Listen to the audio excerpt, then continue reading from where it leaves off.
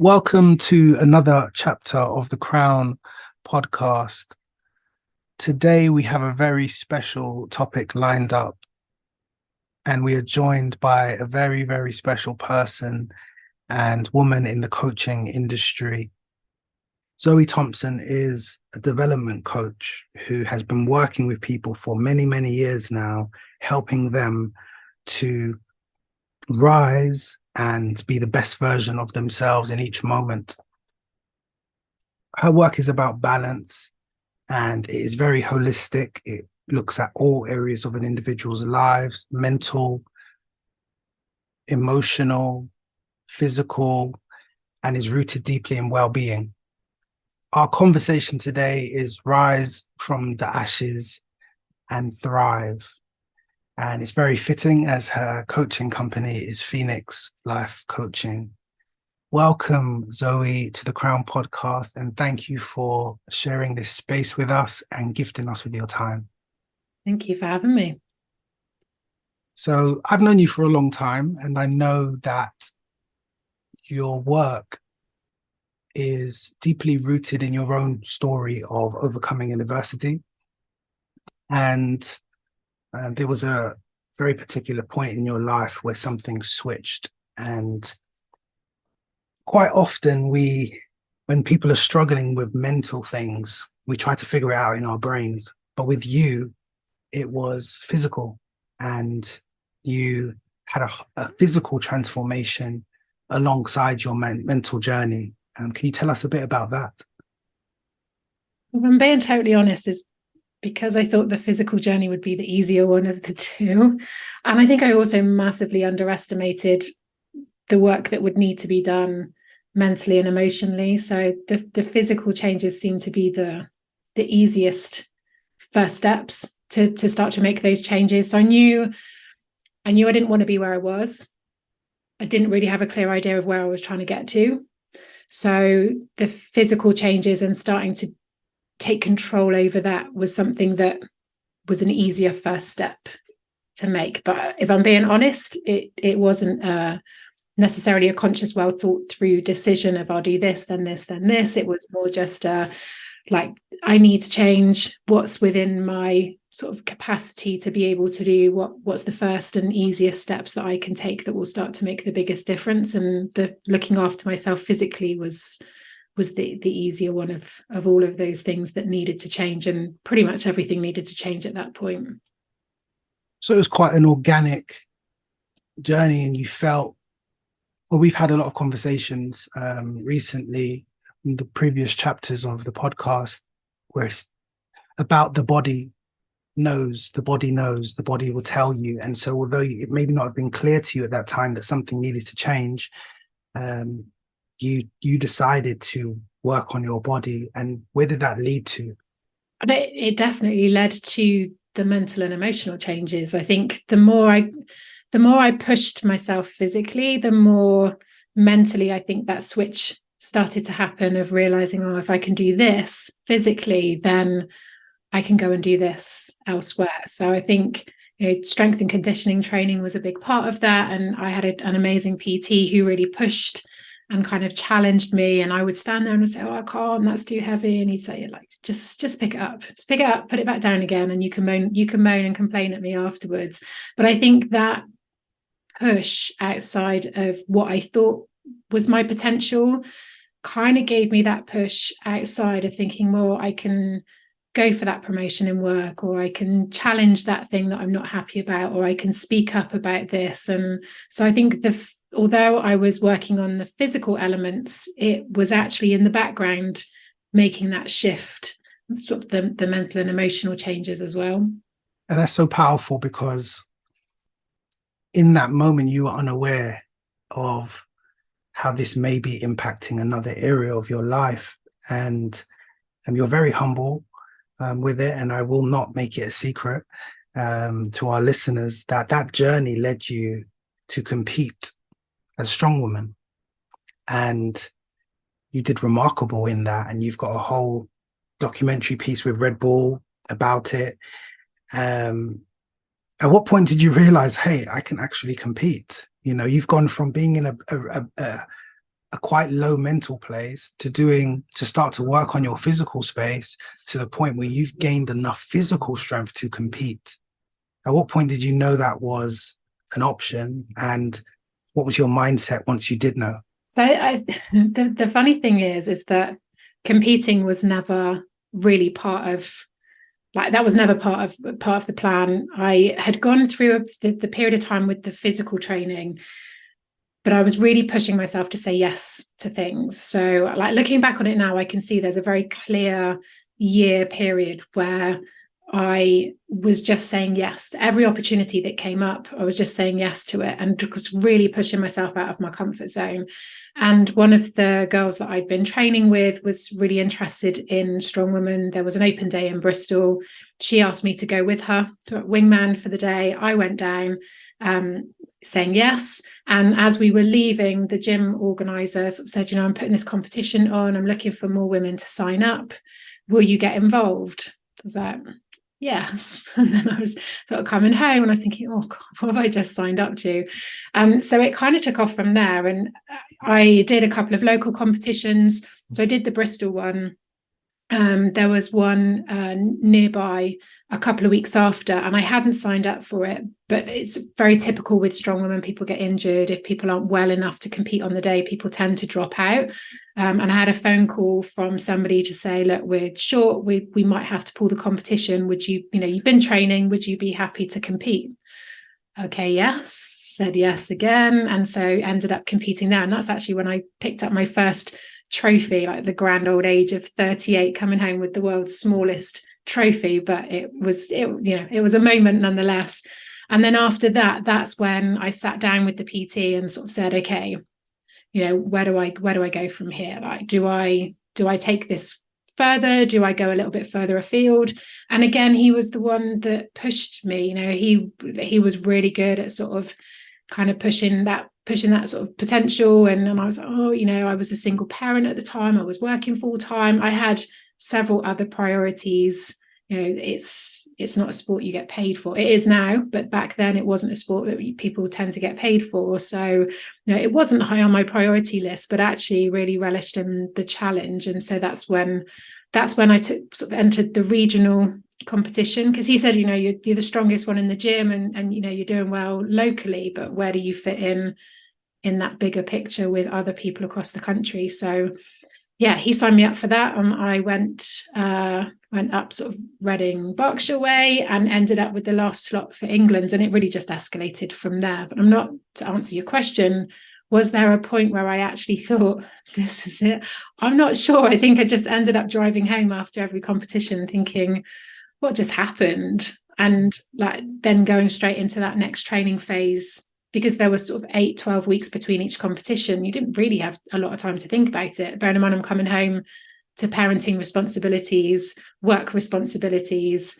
I just kind of got on with it and looked at the next training plan and thought, right, let's see where this goes. So yeah, it was a huge challenge physically, but again, mentally, you're pushing yourself to failure every single training session. So my relationship with what failure means massively changed over that period of time, where you're kind of working to fail, which is not what we tend to do. We tend to stay in that safe space where we know we can do a good job and then we stop. Whereas with this kind of training, you're pushing until you fail. You're deliberately going out to fail. And so that really started to change my way of thinking of, okay, well, if you're not afraid of failure and you're pushing to failure, what becomes possible? And that just unlocked a lot of doors, not just from the training perspective and competing, but also with other opportunities that were coming up in life in general. I think that's quite remarkable, because at a time where you may have felt mentally weak, and the circumstances in your life may have felt too heavy for you. In a parallel world, the physical you was lifting cars and large, huge tires.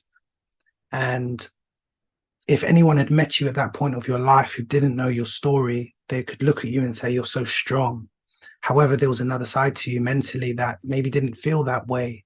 And as you've mentioned, over time, the physical was unlocking mental things in you that maybe you didn't have access to emotionally at that time. But then after you completed it, how did it make you feel about yourself? When you look back at it and you consider all the variables and the conditions, and what you overcame, how did it make you feel? I don't know that I've ever looked back on it in that way, if I'm being honest. So I think there's lots of elements there that I can see that it all kind of came together really nicely at the right time. I think there's lots of things in there that it just lined everything up really nicely. And I think if they hadn't have all come together at that time, things might have been different. But I think, I met some really good people. That PT was instrumental in really kind of pushing me out of that safe space. And then I think through him, I then met other people that were training. Through Strongwoman, I met other people that were training. And, a lot of people use sport for their own coping mechanisms around what they're dealing with. And I mean, it just goes to show, doesn't it, that you never really know what's going on in somebody's world, and they can present themselves in a particular way, and you don't really know what's going on behind the scenes, and the mental strength that people need to get through each and every day. You just don't know. And I think there's lots of things that kind of came together at the right time. But I think looking back on it, I think it was always there. I think if I look at my younger days and I think of certain things that I did kind of before I hit this period of my life where kind of things really dipped for me, I think all of those things were there. I just didn't know how to tap into it and use it properly. Whereas all of these things just really forced me to do things differently. And I knew I didn't want to be where I was. I didn't necessarily know where I was trying to get to, but it just got me further to where I thought was possible. So I think sometimes that's the thing, you can set yourself a goal, but you're setting yourself a goal often with where you think your limitations are. Whereas because I didn't have a goal and I just kept pushing, that I went way further than I ever thought was possible. But I remind myself of that now. So whilst I didn't necessarily think about it at the time, I think I look back on it now and I think, okay, well, there's certain things that you can tap into because you've done it in other places before that you can use now with what you're doing now. And encouraging others to do the same. And I know you, and I know that that's one moment in your life. That's one time in your life. And it could be defined as an ashes moment. And, that journey towards being strong woman could seem like the rise. Okay, now I'm coming out of my funk and I'm making progress. There's a forward motion and you're unlocking things as you've worded. And there becomes a point now where you've got this new data, you've got this new perspective of, hey, look what I was able to do. Okay, other people need to know about this, and so somewhere along your timeline, Phoenix Life Coaching was born. In your messaging, although you don't speak about your strong woman journey as much as you should, I do see a lot of the lessons and those things you unlocked in your teachings, in your programs, in the wording that you use. And a lot of it is about, as you said, showing up for yourself. It's all over social media now, but you were the first person I ever heard say, I just got to show up, just show up, just show up, be who you are in that moment, just show up. You just kept saying it. So everyone, she gets the credit for show up. But also it's the saying yes to yourself. Yeah. And that's such an important part. And I know that's something that you, with all your clients that you work with, that's quite important, that they feel worthy, of being told yes, and that they can. Yeah. And I think that sometimes people just need someone in their corner to make them believe. If they're not strong enough to believe in that moment, to have someone walking beside them, a coach, a therapist who can believe for them until they are ready to, walking with them, as you always say, being in the passenger seat with them, but not driving for them. How has that influenced your teaching and your coaching and the work that you do now? It's a huge influence. And the reason why I don't talk about it is because from my perspective, coaching is it's not about me. It's not a mentoring role. So it's not, I'm not sitting in the chair in those conversations with people for them to learn from me. My role as the coach is to help them to learn from themselves. So I actually find, whenever it comes up, I have people contact me that I've worked with, and then how did I not know this about you? So because coaching is not about me, it's about you. And I'm always very aware that we make sure that coaching session is about the individual and not becoming about me and what I might do. Because people do ask, in coaching sessions, people do say, well, what would you do? And I'm like, oh, it's not what I would do. It's helping you to find what you would do. And also helping people to see, what internal resources that they have got. I think that those coaching questions around, where have you experienced this before? Where have you gone through something like this before? What do you know about yourself that you can tap into that's going to help you with this? And it's good to have somebody who sits outside of that. And one of my favorite phrases at the moment is, you can't see the label from inside the jar. And I think that's what coaching and therapy does, is it gives, we're sitting on the outside, we're able to see that bigger picture, but we're also able to see it without feeling the emotions that individual is feeling. So it means that we've got that clarity that person hasn't got, which then means we can ask those questions to help them get that clarity, because we've got the benefit of being able to see that bigger picture. So I think that's what helps. I think there's a level of empathy, I think, for want of a better word. I get it. I get how they feel when they talk about feeling stuck and frustrated and overwhelmed and not knowing where to start. And there's so many things I want to change, and I don't, and I've also got all of these responsibilities, and I don't know what's a priority. And, people talk about lacking boundaries and, doing things that other people want them to do, not necessarily the things that they want to do. I get all of that. So I think that's what helps.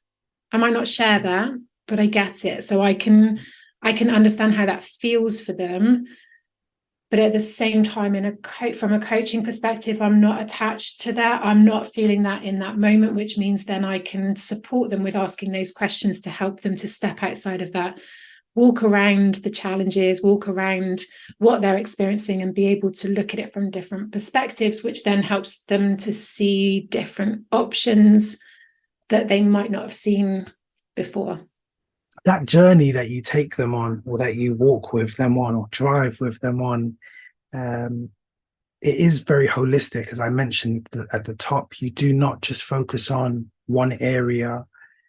How important do you think it is for the mind, the body, emotions, and the whole holistic approach towards the work that you do when you're working in the lives of people? It's just massively connected. So I think one of the things that I talk with people when we're first talking is explaining to them that we're not working on things on that surface level. You work with the person, not the problem. So they might have 20 different problems that they want to work on, but we work with the person underneath, like the values, their needs, their principles, their ethos, their ethics, all of the things that are important to them, all of the things that make them who they are, and all of the things that are their world viewpoint of why this is a challenge. Because what's a challenge for one person might not be a challenge for the next. So when you work with the person rather than the challenge, you're helping them to understand themselves, which helps them to then problem solve. You're then putting the tools in the toolkit for them to go and work through other problems and challenges at a future date, rather than helping them to resolve that one challenge and not helping them to understand what goes on underneath the surface that creates that. So it also helps to challenge and change those patterns of behavior or patterns of thinking and feeling that are not helpful anymore, or holding them back in a certain way. Is there any part of you, although, you are quite private and you've made it very clear it is about your client, not about you. It's about their journey, their story, not about yours. Is there any part of you that feels that it's almost your obligation to pass on what you've seen to be true in your own life, and maybe at a time where you didn't feel that you were that strong, and so kind of the idea of, if I can do it, you can too, even if you don't say it in that way? Do you see people struggling with things and think, I was able to pull myself out of this with having good support, by saying yes, by showing up for myself? I know they can too. Does that ever cross your mind, or is that a motivational factor for you? So I think it's definitely a sense of purpose, and I think there's certainly that sense of passion, I guess, in terms of like, it's an incredibly rewarding work. I think the coaching ethos is that person needs to step forward. So I'm very aware when I'm having conversations with people, and outside of the coaching space as well. I mean, you'll know, and I think anybody who works in this world knows that it's really difficult when you feel that you've got the tools or the things that will help somebody who's struggling. It's really hard to kind of not step into their space and sort of that unsolicited coaching or that unsolicited therapy of let me gift you what I know can help you. The coaching ethos is that the person who's sitting in front of you is a resourceful person. They have the answers. They know what is the best for them. What you're doing is creating that space to give them that time and supporting them with those questions to help them to work that out for themselves. So I think sometimes it's not necessarily the tools that's the most rewarding thing. Sometimes it's just holding that space for somebody to sit and think and reflect and give themselves time to work things through and untangle whatever's going on in their headspace. So I think it probably is a motivation on some level, like that intrinsic motivation. I think it's a sense of purpose. A personal legacy is, I want people that I interact with on a personal or professional level to feel better as a result of being in contact with me. Like, that doesn't mean that I'm like trying to make them better or make them feel better, but I want people to feel it was a positive experience having interacted with me, that's personally or professionally. One of the key things that I've remembered you saying, and it's in your messaging, it's in your programs, is that the individual, you're not broken, you don't need to be fixed. And I think sometimes the client or the patient or the person who's experiencing the difficulties they just want a solution. They want to fix things. They want to make things right. And they come to therapy or to coaching, or they hear the don't suffer in silence, reach out, and they hear that as someone's going to rescue me. And so I think it's really great that you make that clear from the beginning, that you're not broken. You do not need to be fixed. Because the only way is up from there. And from that, within your programs, you've certain keywords have popped up: rise and thrive. And what you've just said there about showing up, in a way, Strongwoman was always there for you, but you had to step into it before it could help you in that moment. And then that was what enabled the unlocking in the mental space to happen for you. And so in your world now, the client has to come to you. They have to show up first, and then you can Red Bull them, you can Strongwoman them, and then help them to unlock. And so this is why I don't see your story as something separate to your work, because although you're not directly saying, look, this is what I did to get through, you must do it too, the same framework is there of you have to say yes to yourself. And the moment you meet me there, I can now journey with you and help you to have that clarity. Exactly that. So I say to people, and you mentioned it earlier, so I describe coaching as you are in the driving seat, I'm in the passenger seat. I'm there to support, I'm there to guide, I'm not there to make decisions. I'm there to be that sort of calm kind of, when the sat nav and the road in front of you seem to be telling you two different things, I'm there to kind of help you work that out. But ultimately, you've got to get in the car, you've got to put the keys in the ignition, and you've got to take the handbrake off. If you're not ready to do that, we're not going anywhere. It is about creating that space and giving people that it's empowerment to take ownership. It's empowerment to show up for themselves, and knowing that there is somebody there to support and guide. they're still the ones that are making the decisions. They're still the ones that are taking the action, and they're still the ones that are going to make that journey and make that progress. But we're all a work in progress. And it's not that some of us are further along the journey than others. We're just working on different things. And one area of strength for one person might be an area of development for somebody else, but it doesn't make you better or worse. There's no hierarchy. We're all a work in progress. It's for someone who's in the ashes right now. What does rising from that mean to you? And then what's the difference between then just living from a place of survival compared to another word that you use, another program that you have, thriving, to thrive? What does it mean to you? The question that I ask people, there's two questions that I ask. So the first question is, what do you know now that you wouldn't know if you've not been through this?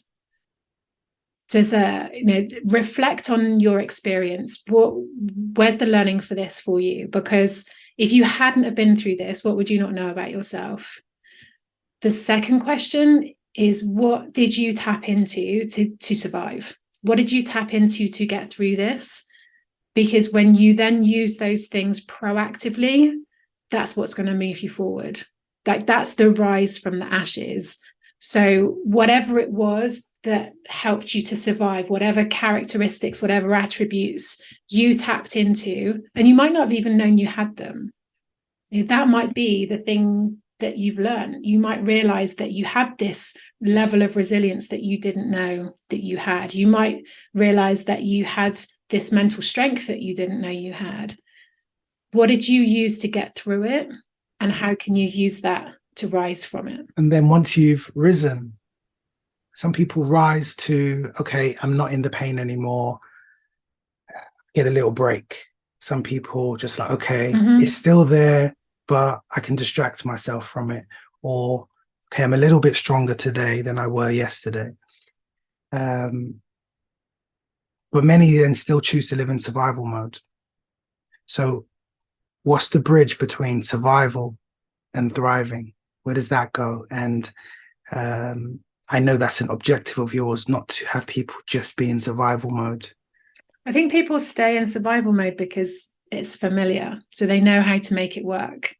People know how to show up in survival. So it's much easier to do what you've done for a long time. You know what you're doing. You don't need to give it so much thought. It doesn't mean it's comfortable. It doesn't mean it's where you want to be. But in terms of path of least resistance, it's much easier to stay there than it is to step into the unknown. So I think that's the biggest challenge of coming out of a place that you've got used to being in and stepping into that unknown, but having some confidence that if you've been in that survival mode, you have got way more tools in your toolbox than you probably recognize. So the tools are there. And I think that's where coaching and therapy comes in, of helping people to recognize what tools they've got, what level of resilience they have, what level of confidence and empowerment they can tap into to help them to move forward. And we know that the unknown is a scary place, stepping into that unknown. So what's familiar? How can you step forward into a place where you're recognizing what's still familiar, even though some things are starting to change? This is why I always talk about small steps with people. Just because you're going through something big doesn't mean that you need to take big steps of change to get through it. Small steps are still going to get you to the top of the mountain. And you're more likely to get there because you're not going to burn out halfway up. So you don't need to take big steps of change. So focus on what's still familiar and focus on what isn't changing, and then take those small steps of change to start to move yourself forward. So, I use the words for my program: rise, then thrive, then flourish. But they're all small steps. They're all different topics. They're all different areas. I only ever ask people on those programs to make one small change each week. Just one small change. And everyone's, gets all excited, and I can do this and I can do this. And one small change, one small step. And you build on that every week. So, by week 4, week 5, you're building on the small steps that you've taken the weeks before. It's much easier to be consistent with. It's much easier to show up with those smaller changes. And that's what's going to move you move you forward. But outside of your comfort zone is a really big fear zone. And if you take those steps too quickly and you're focusing on what's different and what worries you and what you don't know, you're much more likely to retreat back to what's familiar rather than push through to that growth and learning zone, which is where the magic happens. And that reminds me of a time where I felt like our messaging crossed over. I had something called the pixel effect, a talk that I did in a school. And I started the presentation zoomed all the way into a photograph, the furthest it could zoom in. And I asked them to describe what they saw. And all of the children said blurry, ugly. The words they used to describe what they saw weren't nice. It was unattractive. It was imperfect. And I started to zoom out, and now you can start to see these pixels take shape. And you can start to see their hexagons or their octagons. And I asked them again, how would you describe this? And again, the words they used weren't very pleasant. So we keep zooming out, and eventually we get to a point where the picture is within its right perspective, dimensions and ratios, and it's a beautiful photograph of a child with a flower. And I asked them again, how would you define the picture? And they were like, it's beautiful, it's perfect. And so I asked them, if the picture is perfect and the pixels that make the picture are a fundamental part of how it exists, are the pixels not also perfect?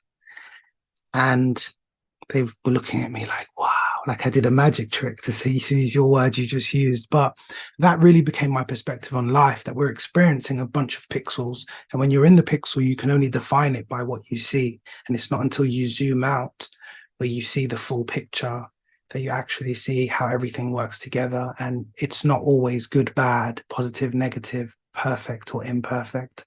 But the part where our work crossed over, you speak heavily on framing. It's not about what you look at, it's how you see it. And so now we are zoomed out of this picture, we see the full thing. But it's not really about the picture, it's about the frame. And so there's just layers to perspective and self-awareness and how we choose in that moment to view life, how we define the things we go through, the things we say, the names we call things. You do simplify things in your work, where you, like you've just said, to one small change per week. And it seems manageable. It's challenging, but manageable. And I know being organized is a big part of your world and your work. And I see that in your work, that you give that to your clients. And is that because typically when people come to you, they feel out of control, and restoring some type of order and habits is a good place to start? And this, it reminds me of your planner. You've got your own planner that simplifies the process of positioning yourself for transformation. The habits of the pixel. If you want to change the picture, you got to change the pieces in the picture. And you want to change the pieces in the picture one piece at a time or one pixel at a time. And that then feels manageable. It feels manageable to be able to make those small changes. So always talk to people about those incremental changes. And so I get people to think about either the domino, so the one thing that starts that chain reaction. So what's the one thing that you need to do for the other things to happen? Or what's the smallest thing that you can do that's going to have the ripple effect, the biggest ripple effect across lots of different areas? But it's always about the small thing, and it's always about those key habits.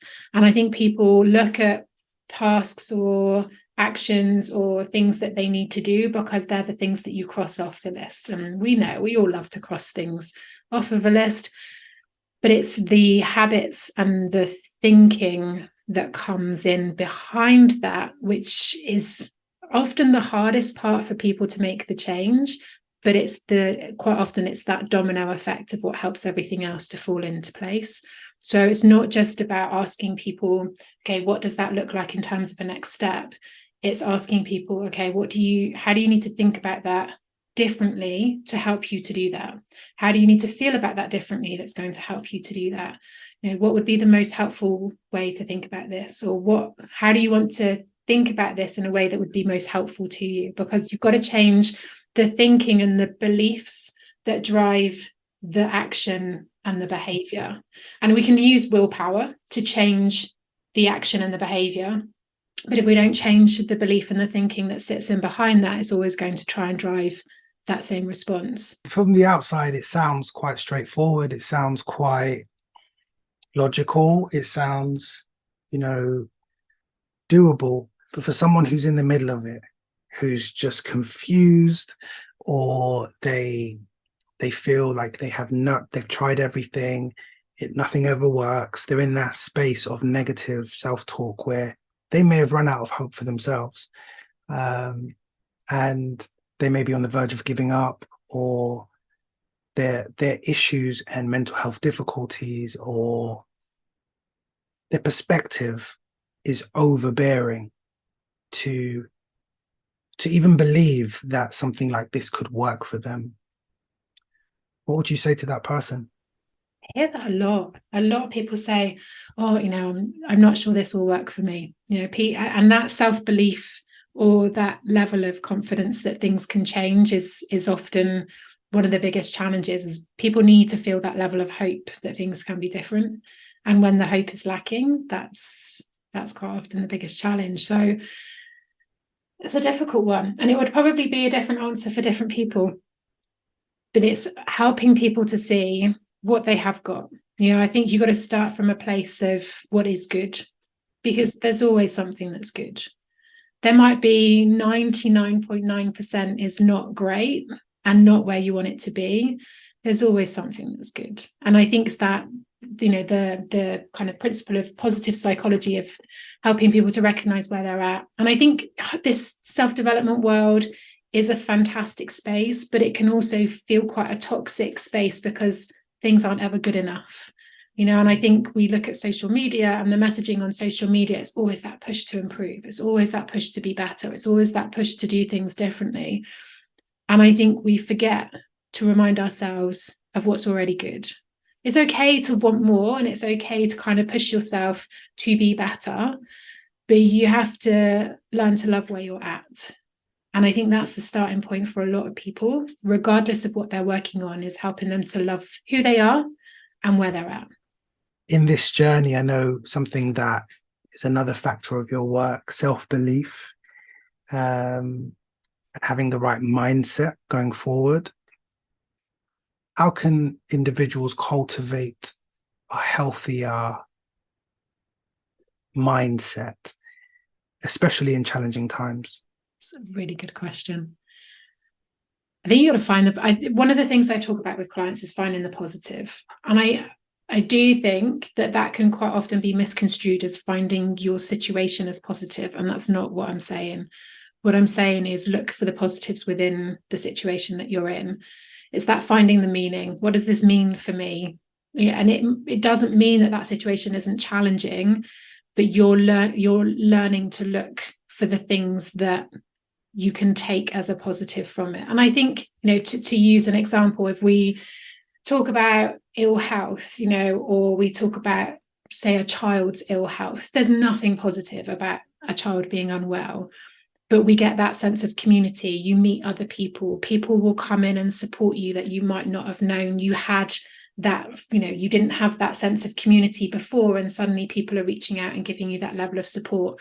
Or you're meeting other people who have experienced something similar and you're making those connections with people, or you're showing much more appreciation and gratitude for the things that you do have. So it's not saying that the situation itself is positive, it's learning to look for the positives in each of those situations, and then taking that learning from it and actively doing something with it, making the most of that situation. And I think people who come through adversity and rise, that's what they do really well.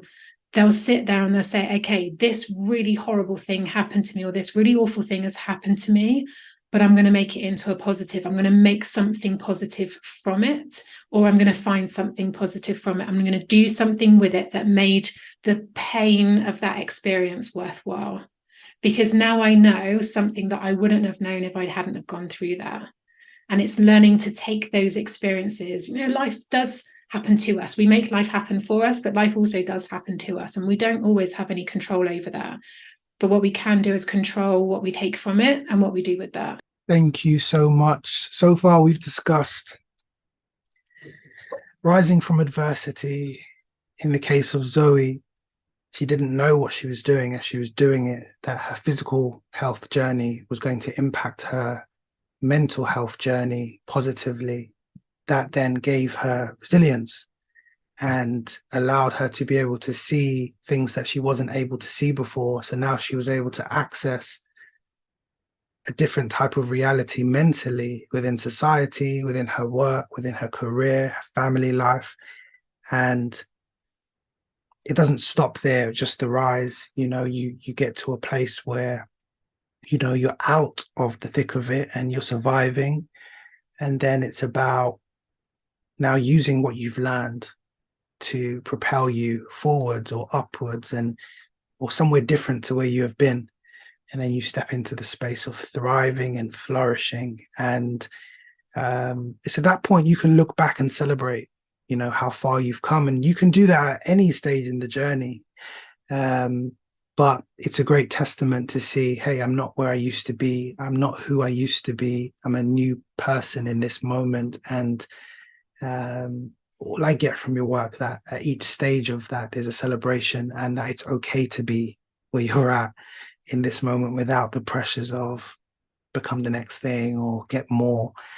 And, we then discussed how important it is to show up for yourself and say yes to yourself. Even at a time where you feel you cannot, where you do not have the energy to, finding it within you to just say yes to yourself. If you don't say yes to yourself, who will? And I touched on Zoe's planner. She's got a planner and a beautiful journal that you can use to begin to make those small changes, those changes one per week. All the information is available on her website to start to build those new habits in. And then finally, Zoe's just shared some tips and things that you can do to begin that journey.